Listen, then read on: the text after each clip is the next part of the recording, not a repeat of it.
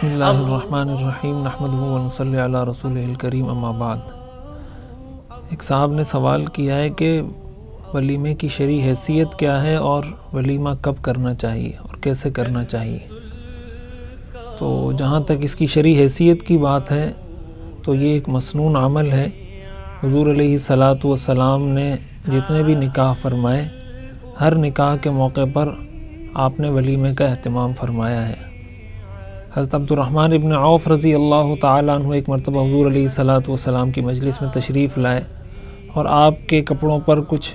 پیلے قسم کے رنگ لگے ہوئے تھے جو اس زمانے میں اس بات کی علامت ہوتے تھے۔ وہ رنگ اس بات کی علامت ہوا کرتا تھا کہ اس شخص کی شادی ہوئی ہے، جیسے عموماً کوئی چمکیلی یا کوئی اس طرح کی چیز جس سے اندازہ ہوتا ہے کہ ان کے ہاں کوئی شادی ہوئی ہے۔ تو حضور علیہ الصلاۃ والسلام نے ان سے پوچھا کہ یہ رنگ کہاں سے لگا، تو حضرت عبد الرحمن ابن عوف رضی اللہ تعالیٰ عنہ نے بتایا کہ میں نے نکاح کیا ہے۔ اس پر حضور علیہ الصلاۃ والسلام نے ان سے فرمایا اولم ولو بشاۃ، کہ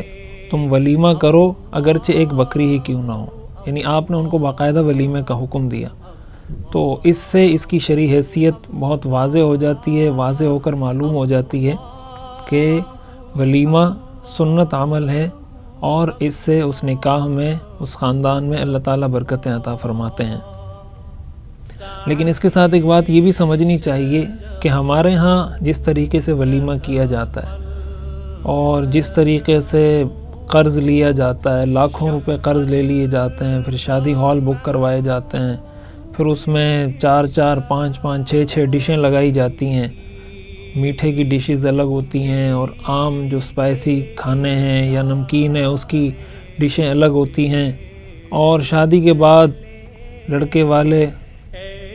5 سال تک 10 سال تک وہ قرضہ بھرتے رہتے ہیں۔ تو اس کی شریعت میں اجازت نہیں، یہ عمل شریعت میں پسندیدہ نہیں ہے۔ ولیمہ کرنا سنت ہے، لیکن ہر انسان اپنی استطاعت کے مطابق جتنے لوگوں کو وہ کھلا سکتا ہے، جتنے لوگوں کو بلا سکتا ہے اور جو کچھ آسانی سے کھلا سکتا ہے وہ کھلا دے۔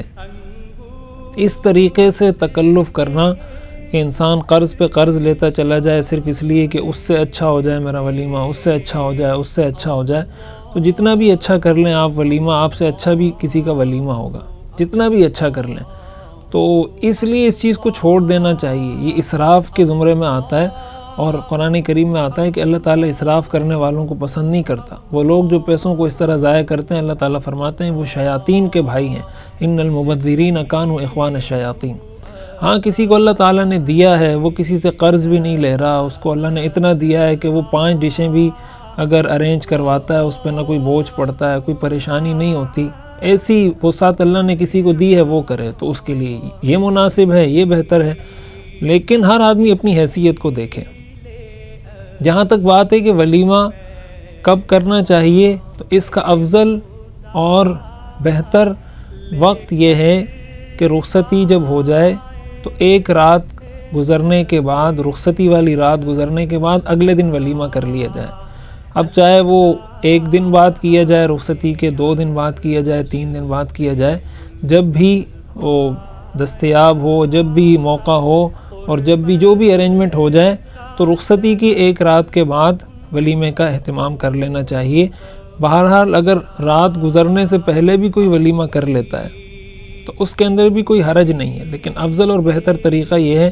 کہ نکاح جب اپنے مکمل طریقے سے تمام ہو جائے تو اس وقت ولیمہ کیا جائے۔ بسا اوقات لوگوں کے ذہن میں یہ غلط فہمی ہوتی ہے کہ اگر ہم بیوی کے قریب نہیں گئے یا ہم وہاں رات نہیں گزار سکے یا رات گزاری لیکن اس کے قریب نہ جا سکے تو ایسی صورت میں ولیمہ ٹھیک نہیں ہے یا حرام ہو جائے گا یا ناجائز ہو جائے گا۔ تو ایسی کوئی بات نہیں، اس سے ولیمہ کوئی ناجائز حرام نہیں ہوتا، بلکہ ولیمہ بدستور جائز رہتا ہے، اس میں کوئی حرج کی بات نہیں ہے۔